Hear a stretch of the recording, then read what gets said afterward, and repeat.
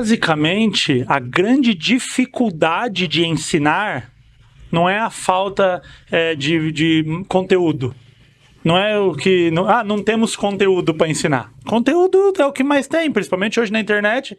Você tem conteúdo, para não falar infinito, mas quase. Para dar com pau. Quase.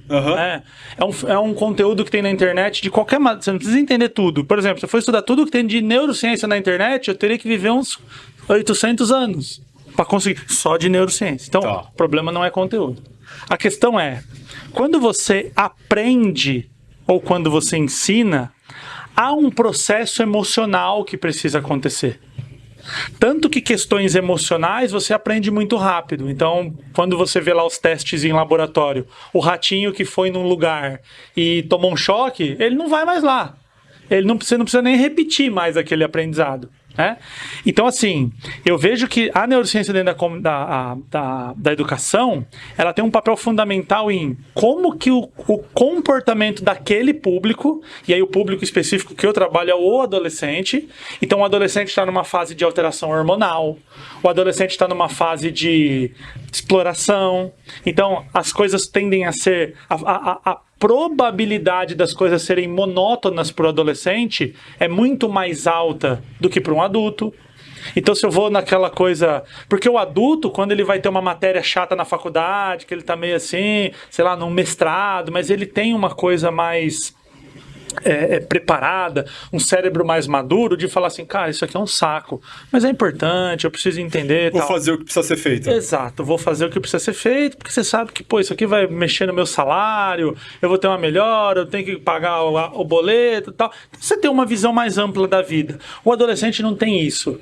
Então, se você não consegue ser alguém atraente ali na hora de ensinar, você perde o foco, você perde a concentração daquele aluno, o aluno não engaja.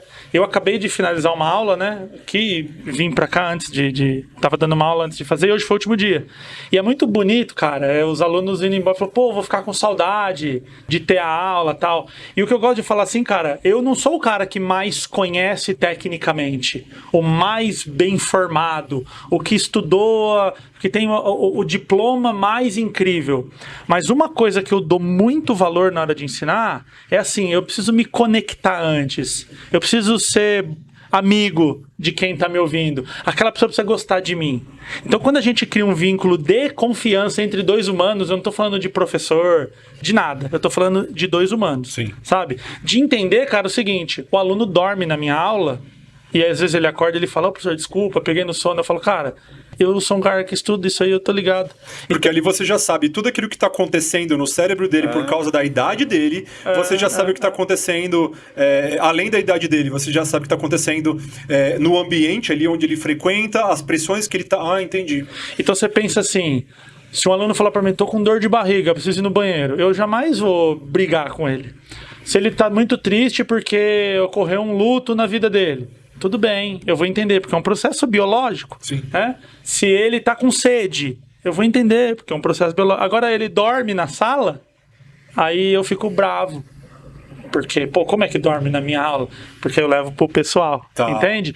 Então, quando você compreende que, assim, cara, adolescente tem sono desregulado, é um problema do adolescente, é o sono, ele tende a querer, para ficar sozinho um pouquinho, longe da gestão dos adultos, ele quer ficar dormindo um pouquinho mais tarde, porque é a hora que todo mundo dorme às 11, então ele fala, opa, agora eu posso ter um pouquinho de liberdade, e ele vai acabar dormindo mais tarde. Então, assim, a gente precisa entender esse mundo, entender esse comportamento, entender com o adolescente, se você não tem um pouquinho de quebra de regra, sabe assim? Você não solta um palavrãozinho ali, você não faz um negócio meio assim, galera, é o seguinte, hoje a gente tinha que fazer tal coisa, mas vamos aqui? Compromisso entre a gente? Vamos fazer aqui outra parada, vamos deixar pra lá um pouquinho isso aqui, então só que se vocês contarem isso aí, vocês vão me prejudicar. Então você gera aquele vínculo, aí ele desarma. Ele desarma. Aí a hora que ele desarma, você bota o conhecimento, sabe?